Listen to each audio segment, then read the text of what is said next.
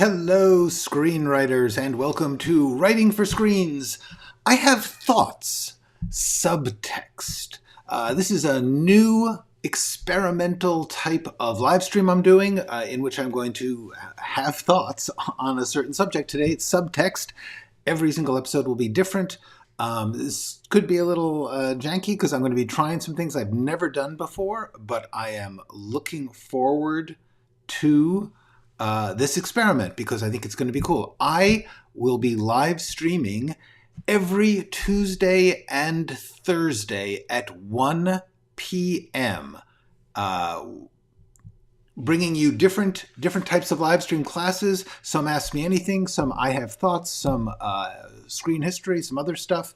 But the main stuff that I have to teach you is on my channel in the first 3 playlists: Screenwriting Essentials, Screenwriting Tools, Skills and Craft, and The Process, Being a Writer. These are where I have tried to distill basic topics down to a little 10-minute lesson with the most practical, useful, simple things that I could find in my 25-year career writing for TV and movies. Hello, Nacho. Hello, Nathan. Good to see all of you. It is great to have you here. This is going to be an experimental episode. We are doing a new thing. It's called I Have Thoughts. Today's topic is subtext. So here's the deal.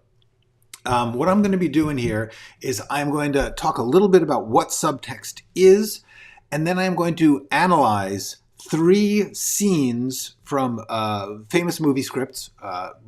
I don't usually like to analyze scenes. I think that too many people do it. Also, clips are an enormous pain. I'm going to be experimenting with showing a clip here because there's stuff about the performance of the subtext that I need to show. Otherwise, I like to stick to the script. Hi, Michael. Good to see you. So what I'm going to ask is that you hold off-topic questions till the end of the lesson. There should be some time at the end. Don't know, but it should be, for any kind of questions you want. But while I am on the subject of subtext, I want to just stick to that subject. Now, let's talk about what subtext is. Hi, Gail. Glad that you are enjoying it. Let's talk about subtext. Subtext is when there is another meaning or intention beneath what is said or done in a scene. That is what subtext is. You know, you'll hear a lot of stuff. It doesn't have enough subtext, or it's too on the nose. Well, the question is, what is subtext? It's when there's another meaning or intention beneath the line or an action. And what that means is that it's when people don't say what they are thinking.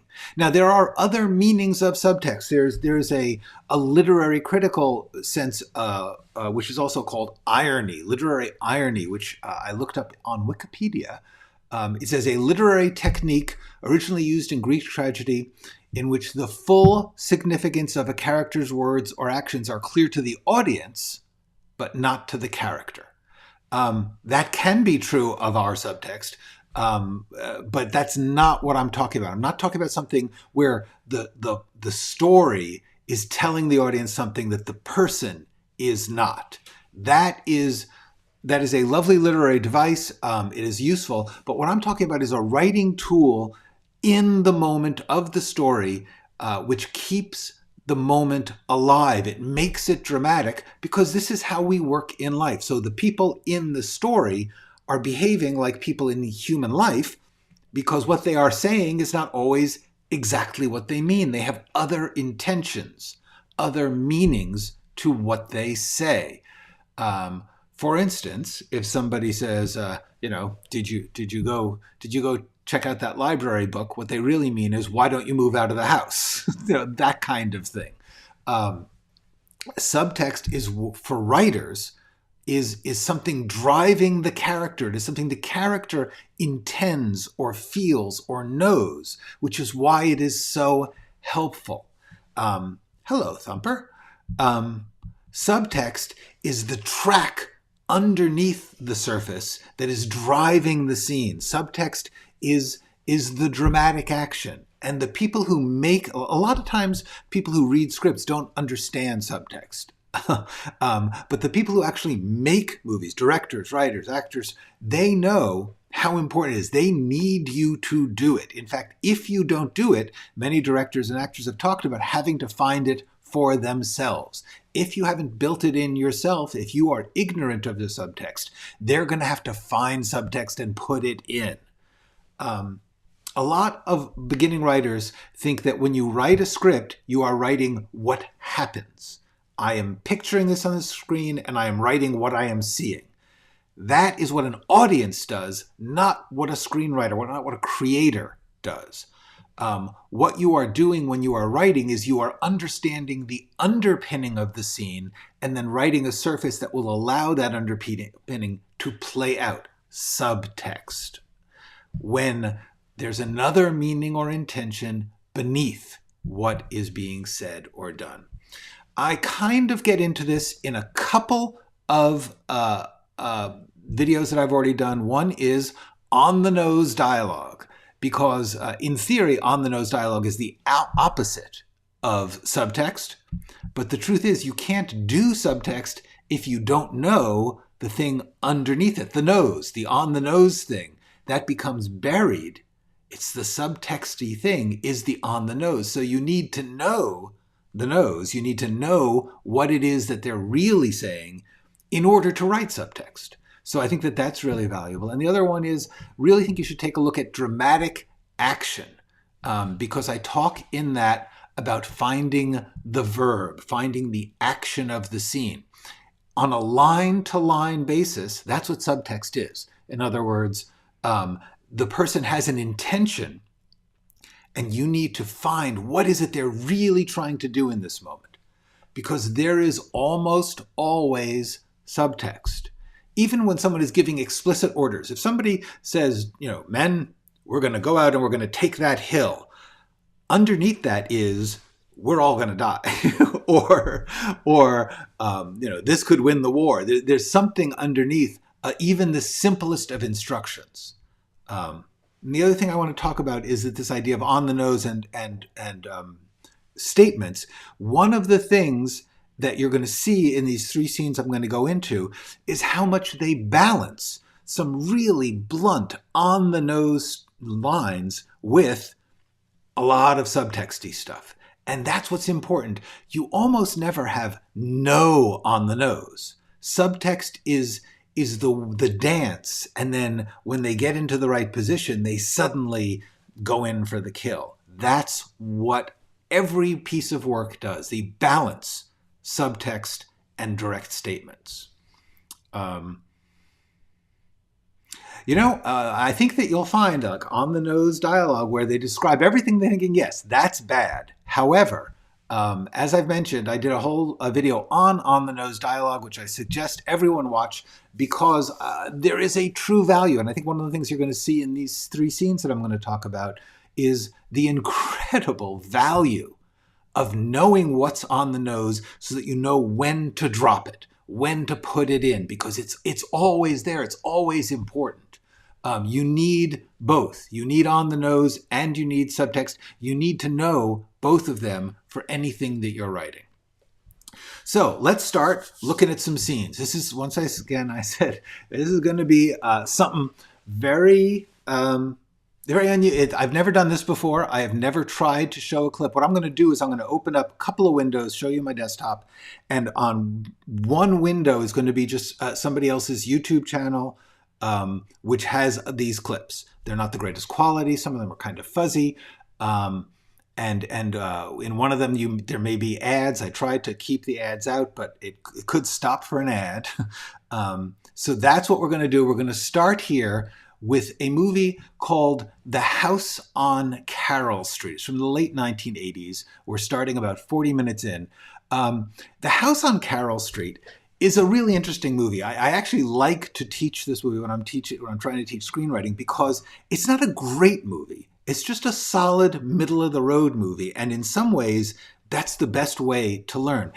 Script-wise, It's an amazing script. It's fabulously structured, and scene for scene, the writing is super powerful because the author, this guy named Walter Bernstein, he knew what people were trying to do in every line, and you can see it. It's just fabulous when you start to look at how the scene is working.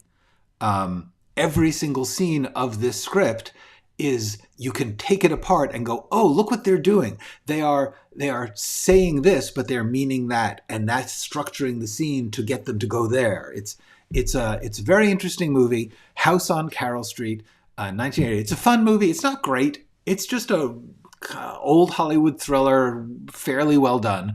Some fabulous acting, actually. Mandy Patinkin is amazing in it. It's not the deepest thing you've ever seen, but it's amazing to learn screenwriting from. Now, let's see if I can get this going. I am going to... I do not have the script of House on Carroll Street. So what I did was I typed out the House on Carroll Street dialogue that we're going to be looking at so that you can see it while the scene is playing. All right, I think this is going to work. Let's find out. Okay, I am switching now to entire screen. Okay, so, it's not letting me show it. This is fascinating. When I was practicing with this, okay, this is an interesting experience. Apparently it blocks our playing videos when we are on. When I'm setting up the camera and stuff, it doesn't do that. It actually showed the clip. All right, so this is what we're going to do. I am going to show you this. If you get a chance, try to check out this movie. I will describe what's happening because it's really fascinating. Here's what's happening. There's a young woman who has been working for Life magazine. It's set in the 1950s. This young woman works for Life magazine. She's a photo researcher, I think. She is also hi, Vicky. She is also we're discussing subtext in scripts. She is also a member of various politically active leftist groups, as many people were. However, this was at the beginning of McCarthyism. Yes, I would, but I can't do that right now because I'm live streaming. In the future, I will learn how to do that.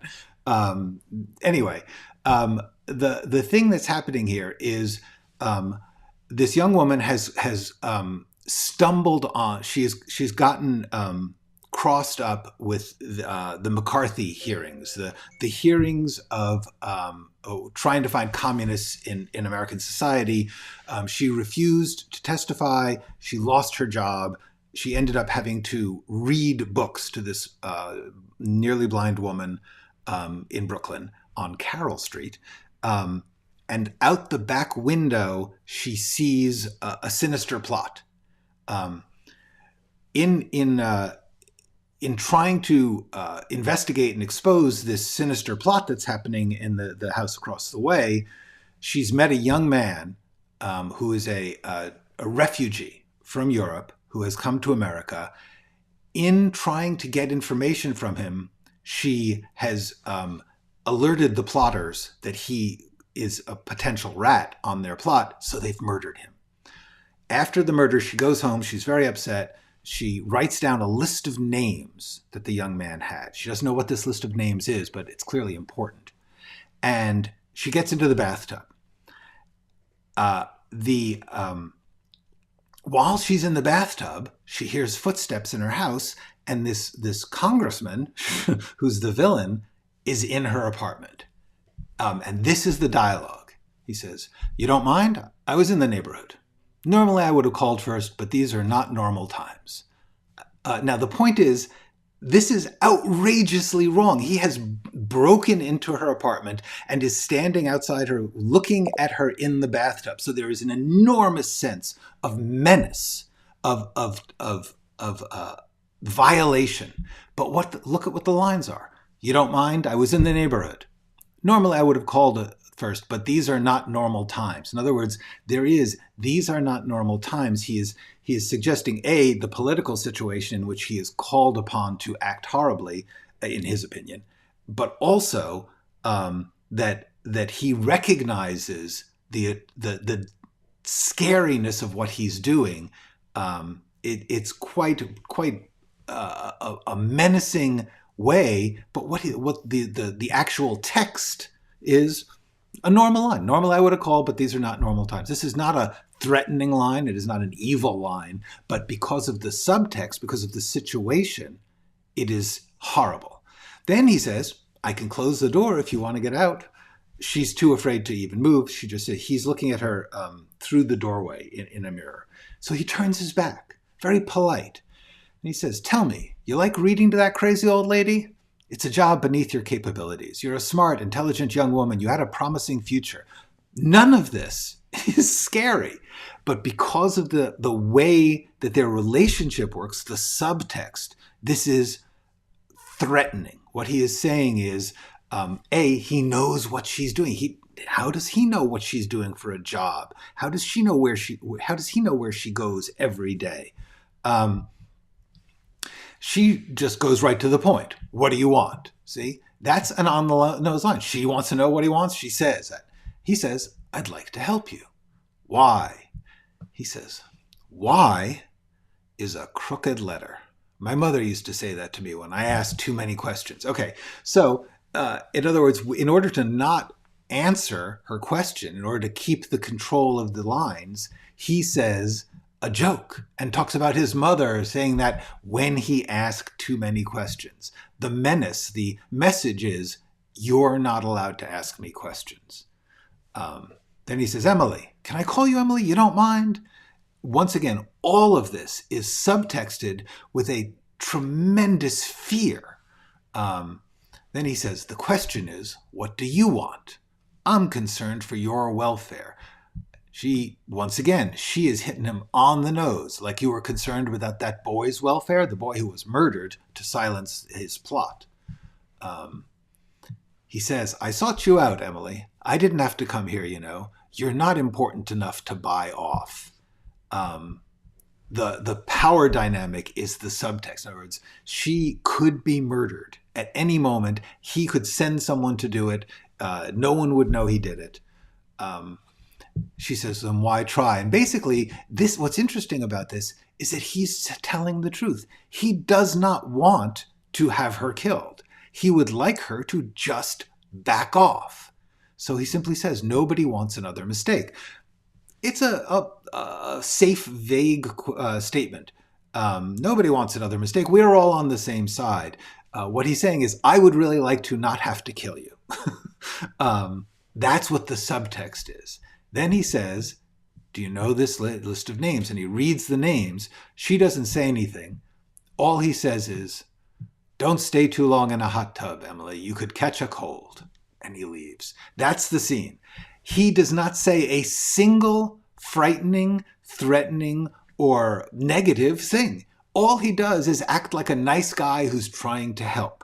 But because of the subtext of this scene, it's in, once again, it's in this movie called House on Carroll Street. And like I said, not a great movie, but so interesting in terms of understanding scene structure, like that scene I just broke down for you, partly just because of the situation, in other words, the contrast between what is being said and what is happening, but also because of the ability to imply, to suggest a meaning underneath the text. So I wanted to start this, hello, Magic, and hello, Larry. I wanted to use this example just to show you how severe subtext can go. This is subtext on the baldest level, the most brutally obvious subtext, because what he is saying clearly is not what he means. And yet at the same time, he is communicating well. He is managing to make sure that he does not say anything. And this is not just because he doesn't want to get caught. It's a method of manipulating people. That's his character. His scenes all the way through it are brilliant because he's terribly frightening without ever doing anything directly. He has people do it for him. Hello, Simon. Very good to see all of you here. We are talking about subtext. I'm talking about 3 scenes in movies that I think are really interesting examples, things to analyze in order to explain how subtext works. The next example is from Butch Cassidy and the Sundance Kid, 1969 movie. I cannot recommend this script enough to everybody. If you get a chance, watch this movie, partly just because almost everything about it was revolutionary at the time, and one of the main things was the level of subtext, the way that the characters did not say what they obviously needed to say because they had ways of expressing themselves indirectly until the moment when it just rocks out there in a certain line or two. It's just a great, great story. It's a great movie. It's structurally interesting because it's based on a true story, and it's what it is the famous outlaw in the Old West used to rob banks and trains and things. At a certain point, the train companies got so pissed at them that they built what was called a super posse, this group of lawmen from all over the country to hunt them down and kill them. And what the reason that William Goldman thought this story was so good is because what they did is about 2/3 of the way through the story, they run away. They leave the country. They go to South America and run away from the battle, which is unthinkable in terms of everything you've learned about storytelling in Hollywood. Every screenplay story less paradigm will tell you cannot tell a story about these guys who are the toughest outlaws in the world and they get chased by these lawmen and they run away, and this is about what happens, the consequences of doing that. It is freaking brilliant in so many ways. It's also wonderfully directed. But I'm going to talk to you about the script because as it happens, this script, aside from being published, which it was, is on the internet, and it is an actual Xerox of the typed 1969 script. This is a fascinating document because of a couple things. First of all, when William Goldman wrote this, which in the introduction to the printed version of the script, he talks about this. He also talks about it in his book, Adventures on the Screen Trade. How he got into screenwriting was he was not a screenwriter. He loved movies just as an audience, but he was a novelist, a serious literary novelist. And he was writing his big epic story. He had published a couple of books. He had worked on a couple of plays. And he was writing a big epic, dramatic, serious novel. And he got total writer's block and he couldn't do it. And so in order to deal with his writer's block, he in a panic, tried to, hi Base, good to see you. We're talking about subtext and scripts. So William Goldman, novelist in the 1960s, working on a book that was getting out of control. He didn't know how to write this book. So he thought of an idea for a cheap thriller, a cheap detective story thriller kind of novel. And he wrote this novel just as fast as he could to kind of break the feeling that he couldn't write anymore. And he wrote this quickie thriller called No Way to Treat a Lady, which was made into an interesting, not great movie. But the book is mostly dialogue. And apparently it got circulated in Hollywood, and a bunch of people said, oh, we thought it was a treatment for a script. We didn't know it was a book, because it's just mostly dialogue. And so he got hired to write a script, but he had never written a script. He had never seen a script. So he, and this is the 90s, it's not like these scripts were available easily. So he had to sort of make up the form on his own. So what he did was he did this thing And by the way, you should not do scene numbers. You should not do all these cut tos. He made this up. It became very influential. When you see this cut to thing in Hollywood scripts now, it's because of William Goldman and the fact that he did not know how to write a script. So he is super hyper describing all sorts of stuff. And then he writes cut to between every line. And the slug lines, as we see, are not correct. They are just like Butch stopping by a window, giving it a glance. The window, it is heavily barred. Now, this is not proper screenwriting form. He just didn't know any better. What's fascinating about this, let me just move down. The thing is that therefore, this is a 185-page script, okay? It is way too long because he is way over describing everything and breaking it up with way too many of these cut here, cut there. Let me just get to the scene where I'm trying to get to. Hang on. All right. Okay. This is a scene late in the story. All right. Butch and Sundance have run away from the superboss. They've gone down to Bolivia. And they have taken with them Sundance's love, Etta Place. She's a school teacher. She has gone with them. When they had to, when they said, we're leaving the country, do you want to go with us? Etta said, I'll go with you.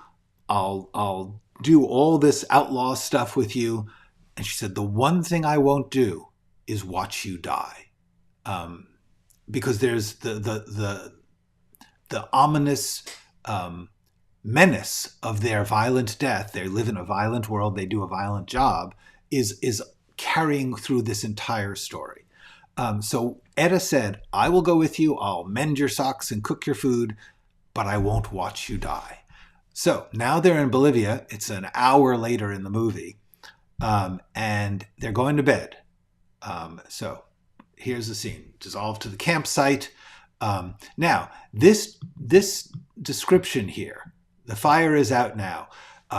This scene is written for the camera to be in constant motion, moving above the three people lying below. Sometimes it comes down close to them, sometimes it runs away, but it never stops moving. None of that happens. None of that. The director doesn't do that. The director is going to shoot it the way it is. The director shoots it brilliantly, but it has nothing to do with what happened. This is a waste of time from a guy who just didn't know any better. Okay, so he wrote camera directions that are completely never ever taken seriously. What's interesting is how much of the structure is taken seriously. The storytelling in the formatting, what you're looking at, he does tend to get right. Here's the point, that this scene is pretty simple. I'm just going to read it to you. Basically, Etta says, hey, maybe I might go back ahead of you. Sundance says, you mean home? She says, I was thinking of it. He says, whatever you want, Etta. She says, then maybe I'll go. Sundance says, hey, Etta's thinking, says to Butch, Etta's thinking of maybe going home ahead of us. Butch says, whatever she wants. And Etta says, I'll go then. That's the whole scene. Now, the thing is, so this dialogue is just, hey, the way they talk to each other is like, hey, whenever you want to get somebody's attention.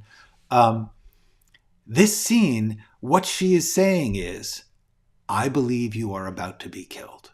I believe you are going to die, and I don't want to watch that, so I'm going to go. And they all know it. All three of the people in this scene know what this scene is saying. It's saying that she believes they are going to die violently soon, and she doesn't want to be there for it. And they had agreed that when that is going to happen, she can leave, and they don't want to say it. Nobody wants to say it. It's too terrible. So all they say is, maybe I'll go back ahead of you. You mean home? Yeah, I was thinking of it. Whatever you want, Etta. Now, Goldman says he doesn't want her to go for two reasons. One, he doesn't want her to go, but also he doesn't want to die. And if she goes, it's like saying, we're going to die. And then Sundance calls out to Butch. It says, hey. And Butch says, but it says, he is also wide awake. In other words, they are all conscious that this expedition to Bolivia has not worked out like they thought, and they think it's going to go bad. And the scene ends with him also saying whatever she wants, and then she says, I'll go then. What's really fascinating about this is in the movie, that's the end of the scene. In the script, it stays on. It stays on, and they talk about what they shouldn't talk about, which is after she says, I'll go then, Butch says, hey, remember what you once said about leaving us? It says, she remembers. No, what did I say? He says that you wouldn't stick around to watch us die. Now, Butch, you know I never said anything like that, which of course they all know she did. Then that's not why you're going? Of course it isn't. I didn't think it was. So the point is there's this extra on the nose subtext. In other words, the subtext is they all know that it is what she said, but they actually talk about it. And what's so brilliant is they cut that out. They knew the subtext of just saying, I think I'm going to go home, whatever you want, I'll go then, was deeply powerful. And that if they actually said, hey, you didn't mean that dying thing. And she said, I never said that. None of that helps. None of that helps.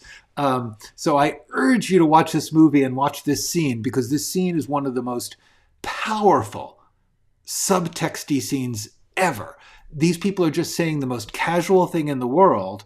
And what you're getting from it is one of the most devastating things you'll ever see. But they're just, hey, I think I'll go. Okay, see you later. This movie, I don't even want to talk about the last scene is it just breaks me up every time, because the level of subtext, these people know they're going to die and they never ever talk about it. And in that not talking about it, the defiance of the existential threat is made clear by the fact that they talk like they always do. That's what subtext can do for you. That's what subtext can be used for. Subtext is driving the scene, which otherwise would lay flat. It's not about saying things or not saying things. It's about understanding what the power driving the scene is and what the intention is, what the people are trying to do. In this scene, what they are trying to do is say goodbye without admitting that this is the last time they will ever say goodbye. And that's what they're trying to do. So they are accomplishing it. What's interesting is in the subtext, they are accomplishing the thing they want to do, which is to say goodbye without admitting that death is coming. That's why it's subtext that works. If subtext was just not saying what you're saying, it would just be snarky. It wouldn't matter. What's important is that they are trying to accomplish something in the scene. Vicky says, yes, the subtext aboard the Orca, absolutely. Every line of Hooper's is to prove himself to Quint, while Quint always puts him down out of pride and insecurity.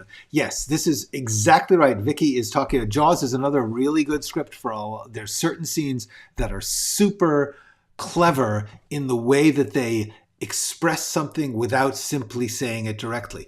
But one of the most important things about almost all of these sequences is how now and then, like in Butch Cassidy, there's in my on the nose video, I use Butch Cassidy as an example because there's another scene earlier on when they go to they're being chased by this posse and they don't know what's going on, so they go to a sheriff that they know, and the sheriff talks to them, and the sheriff says completely on the nose what's going on and what's going to happen in the story. It's totally on the nose, but because of the way that the structure has been built, now and then on the nose is necessary in order to make the subtext work. The next scene I'm going to talk about will help with this. Can subtext be used in TV spec teaser, or a story must be established first? No, absolutely. It could definitely be used as in the teaser. What's going to happen when you use subtext in a teaser is that you need to understand the audience. The whole point about subtext is the audience needs to understand the intention, even if the person is not saying it, just like in that scene we just saw. So in a teaser, suppose, and it would depend moment to moment, but suppose two people I remember one scene where there was a surveillance, two cops watching a hideout house or something. They're talking about baseball or something, or they're having some dumb argument. But the whole point is that there is a bad person or a suspect or something in this house, and when they come out, they drop the argument. The subtext of that is we are on edge waiting for this person, so that the subtext of the argument about baseball or whatever it is we are trying not to talk about the thing that is frightening to us or important to us right now. Yes, subtext can be. The thing you don't want to have is subtext that people can't understand. Subtext is not a trick. It's not a puzzle that people are they're supposed to understand it. You're supposed to be able to understand the subtext. It may only be understood through the performance, but the character should be clear enough that the performer understands it and can play it so that the scene's subtext is clear. Hitchcock used a lot of subtext. Is it because he introduced the MacGuffin early in his film? No. First of all, I don't know that Hitchcock did use a lot of subtext. Hitchcock used a lot of crafty visuals, but depending on the scene, but often actually, Hitchcock is kind of famous for having what I call exploitation structure, which is every once in a while he would just explain everything with no subtext whatsoever. He would just have people sit down and discuss what needs to be discussed so that everything else could play out with subtext. The exploitation movies worked like this. Exploitation movies work by the fact that everyone's going to an exploitation movie to see the thing being exploited, sex, violence, whatever it is. And so therefore, you are just trying to patch together a thing which will provide the kicks. And what the problem with exploitation movies is, and I'm going to talk about this actually in another video, the problem is they didn't give a shit about the scenes that were patching it together. They were so focused on the exploitation, on the things that they were exploiting, that they didn't bother to make it a good movie. There's no reason to do that. The disregard of the glue, the story, the characters, in order to get to another thing is the reason that exploitation movies have a bad name. And that's what's wrong with exploitation, is that there's no concern for anything except the exploited thing. Hitchcock, unfortunately, tended to have that habit. He would do that too. Depends on the movie. But in most of them, there'll just be this clunky scene every once in a while where everyone will just explain everything, and then they can get back to the fun stuff. Saying it and seeing it, and you only need to say it once. Yeah, that's actually interesting. You do that. Say it once is the key thing. You do to say never say it is wrong. To say only show it visually, wrong. All of that is wrong. What is important is that you figure out what it is that needs to be said, and you structure so that you build to saying it once clearly and profoundly and powerfully. That's the deal. That's what good writing is. Thank you. Very true to Thumper, I think. Let's talk about the Manchurian Candidate. Now, the Manchurian Candidate, once again, I'm sorry I can't play this clip. I may just do this again sometime and when I've figured out how to download clips. The Manchurian Candidate is another truly great movie of the late Hollywood period. 1962, Manchurian Candidate, Frank Sinatra, Lawrence Harvey, directed by John Frankenheimer. This scene, however, is about 42 minutes in. The basic story of the Manchurian Candidate is this. There was a patrol during the Korean War that was captured, and they were captured by the Koreans, who were backed by the Chinese, and the Chinese were trying to essentially try out this brainwashing experiment where they brainwashed everyone in this platoon to a certain vision, which was that a certain member of the platoon was a hero, a war hero. It was very important. Then they released them all with this brainwashed story, so that they believed they had been captured and that this guy had saved them all, killed their captors, and escaped with them, and he was a war hero. He's the son of a senator, and or someone campaigning to be senator. I think congressman. Anyway, the point is, this was all a plot to create a war hero who would then be elected to office. And as such, the Manchurian candidate, Manchuria is part of China, the Chinese would have been controlling this candidate who would ideally become very powerful in the system.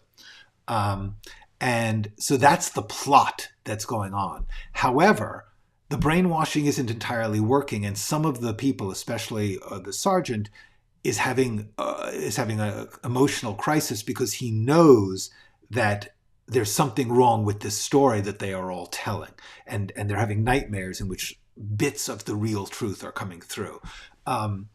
As a result, this guy has all of them have severe PTSD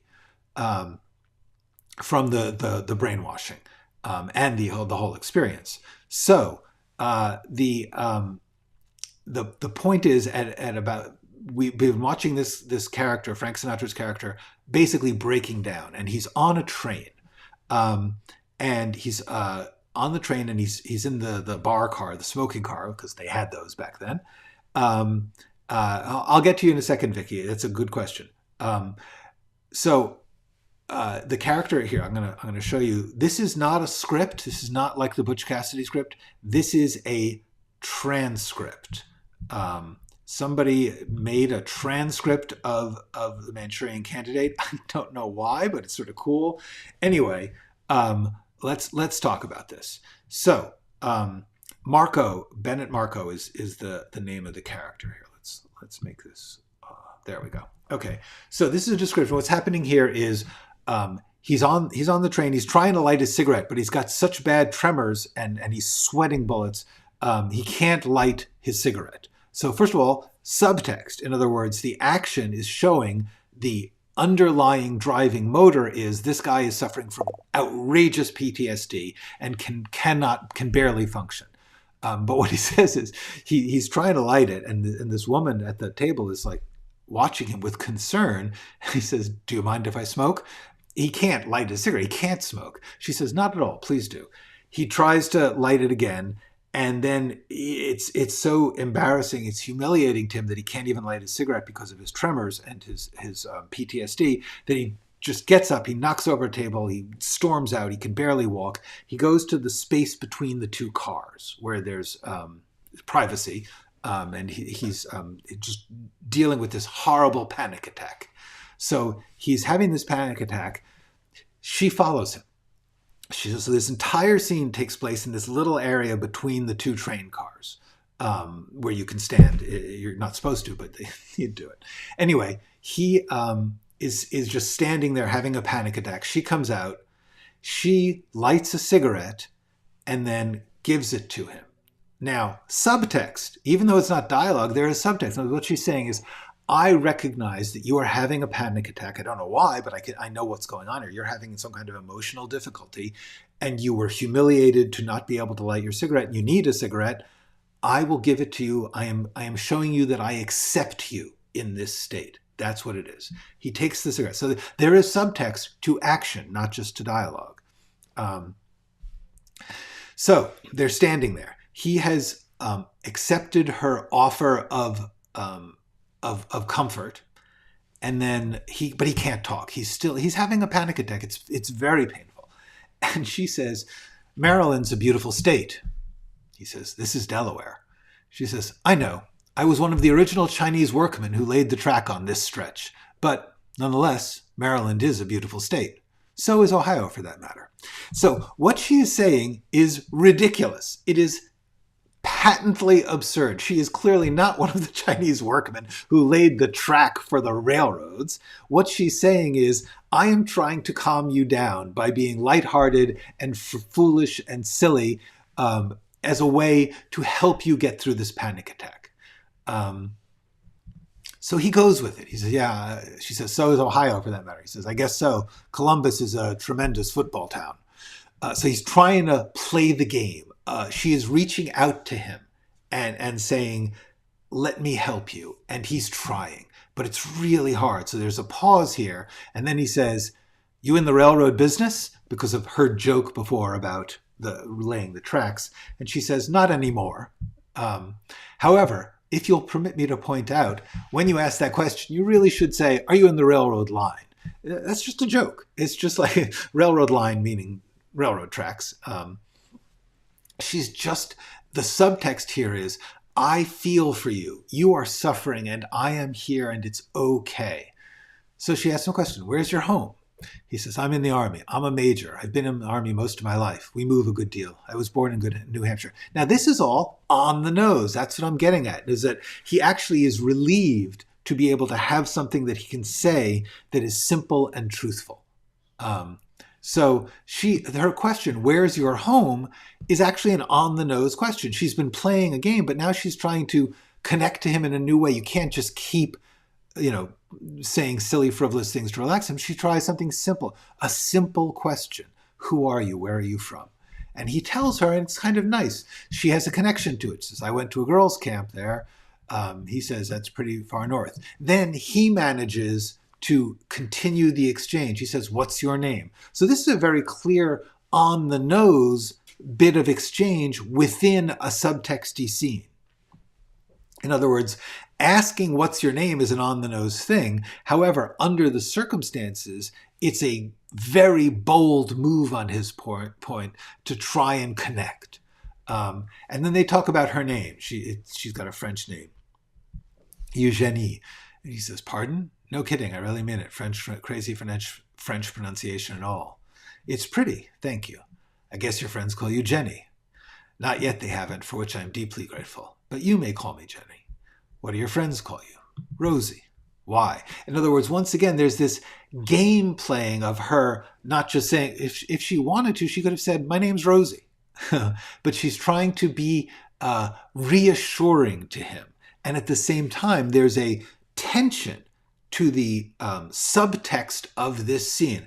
This scene is, this woman seems to care about this stranger, this man who's having a breakdown. There's a certain sense that they are attracted to each other. It's a romantic scene. These are the two leads, let's face it. We've got Frank Sinatra and Janet Leigh. Is it Janet Leigh? I think it's Janet Leigh. Talking, meeting for the first time 42 minutes into the movie. They're the main couple. It's not a big romantic movie, but this relationship is as romantic as it gets here. And this scene is an amazing first date scene because there's so many layers going on of subtext. There is the main thing that's going on is that as they talk, they're just going on and on about whatever topic they can talk about. She says, my full name is Eugenia Rose. It's two names. I've always favored Rosie because it smells of brown soap and beer. Eugenie is somehow more fragile. And he says, still, when I asked you what your name was, you said Eugenie. She says, quite possible I was feeling more or less fragile at that instant. That's totally on the nose. That's brilliantly on the nose. Having built all this thing, she can allow herself to be on the nose. The scene wouldn't work if she didn't reach out with some truth during part of this scene. That is where subtext and statement have to balance. The most important thing about subtext and bold statements is you don't do either one all the time. You balance them. This scene is a freaking masterpiece of that. Then they get into some other she says, quite possibly, I was feeling more or less fragile at that instant. And he says, I could never figure out what that phrase meant, more or less. He's just trying to keep the conversational ball rolling and not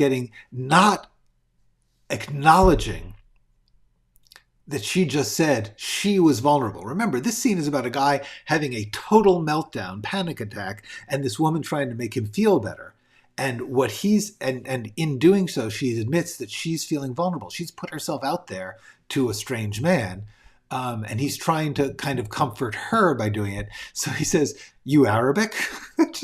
I have no idea where that comes from. It's like the Chinese workman or the, all sorts of things that they're talking about here. They now talk about his name, Arnold Bennett. And it says, "No, it's this lieutenant colonel, my father's commanding officer."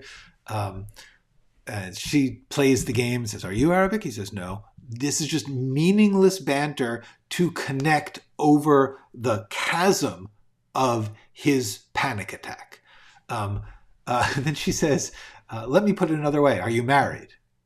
So she's getting to it. This is a romantic scene. He says, "No, you?" She says, "No." He says, "What's your last name?"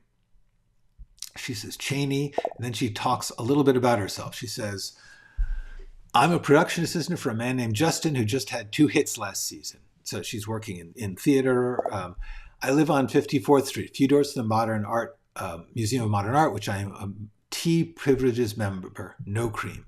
Then she says, "I live at 53 West 54th Street, apartment 3B. Can you remember that?" In other words, she's saying, when we get off this train, it's given her number. And that's, that's a good question. My main cam seems to have dropped, as will happen. Now and then there's a battery issue with my fancy camera. Thank you for asking.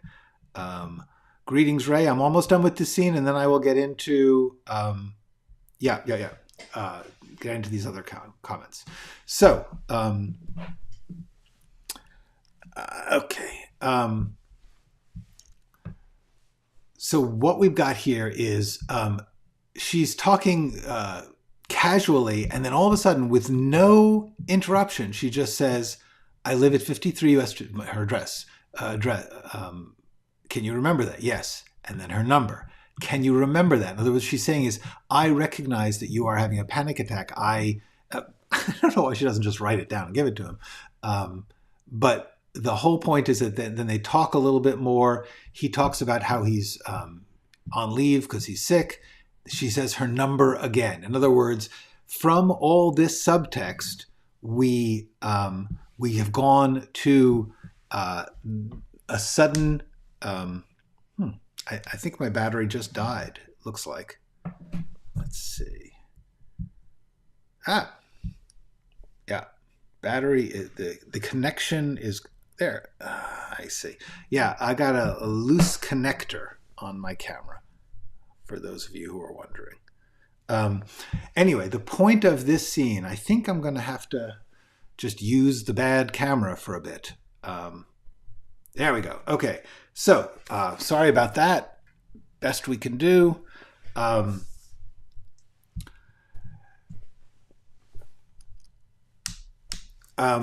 So yeah, the point about, sorry about that. Let's see if it comes on. There we go.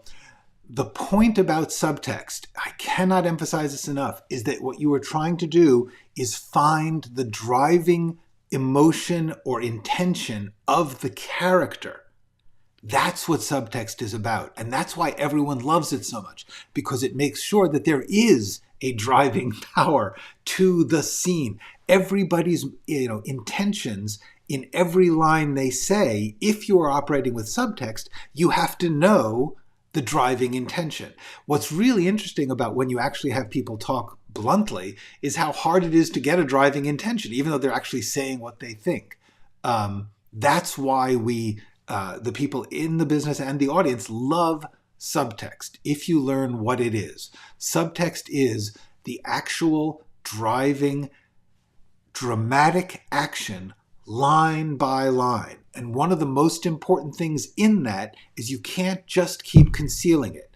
At some point in the scene, you need to break out and become on the nose. And then it goes back down. Sometimes it's the end of the scene. Doesn't matter. What matters is that you recognize that if you only do bold statements, it's boring.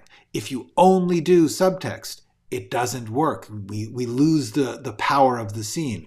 There is something about using subtext and knowing when and why it breaks out of subtext that makes for truly, truly great writing. Okay, very quickly, let's see.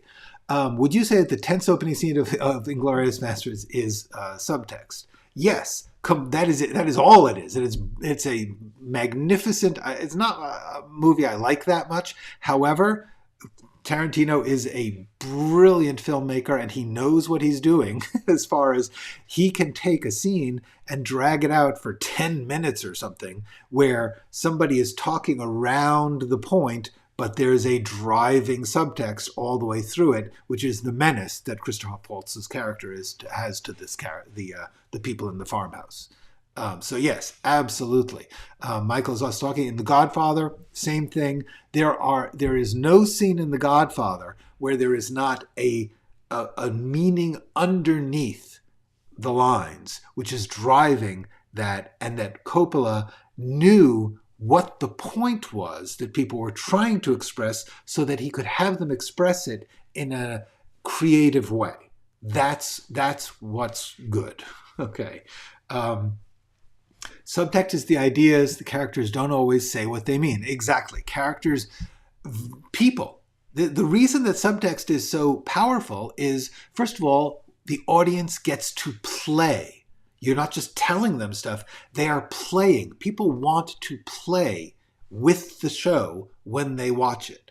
There's a reason that plays, theater plays, are called plays. It's because people are playing things out for you, but there's also the audience wants to be guessing what will happen, wants to fear what will happen, wants to be interpreting the actions. The audience wants to interpret. If you give them everything with nothing to interpret, they are bored and unsatisfied. So yes, characters often don't say what they mean because it's fun for the audience, but also that's what life is like. In almost every relationship we have, in almost every work relationship, in a social relationship, people are very often doing things that they are not saying outright. That is a truth of human social existence. And so for movies, not, oh goodness gracious, let's ban that. For movies to not acknowledge that human reality, it makes the movies feel inhuman. The reason that we love subtext is because it's recognizably a part of our human experience. And just, people who are working in the movie industry who don't understand this, they tend to think in terms of clarity, and they tend to think in terms of utility. Those are not what people go to the movie for. They're so afraid of being unclear that they make everything too on the nose. And in doing so, they wipe the human experience out of the movie. That, or the show. This works for any form of performed storytelling, or even, frankly, anything you read. That is what subtext is about. I urge you to watch these movies that I just gave you script examples from. The House on Carroll Street, not because it's a great movie, but just because you can break down how people are interacting in a really useful educational way. Butch Cassidy and the Sundance Kid is simply a great, great movie. And likewise, The Manchurian Candidate. These are truly great films. I do not hesitate to recommend them. House on Carroll Street, if you want to watch, I'm going to try and see about doing a detailed analysis for more of that, just because it's a good educational example. Butch Cassidy and The Manchurian Candidate, these are magnificent. You should not be trying to write scripts without having seen them. Not that there aren't. The Godfather also, Jaws. These are all excellent, excellent stories with wonderful, wonderful scripts. Robert Towne is the master of subtext. We had talked about a week or so ago. He's to force the characters to read between the lines. More important, to force the audience to read between the lines. That's where Tequila Sunrise actually is my favorite of his scripts. It's not a great movie. It's just a good little twisty crime story. But the amount of subtext is just obliteratingly cool. The amount that people are conscious that they are playing games with each other and the way that they play them is a beautiful thing. And so with that, I am going to sign off. I'll see you next week. Remember, I come here Tuesdays and Thursdays at 1 p.m. That's the new routine. Go write something.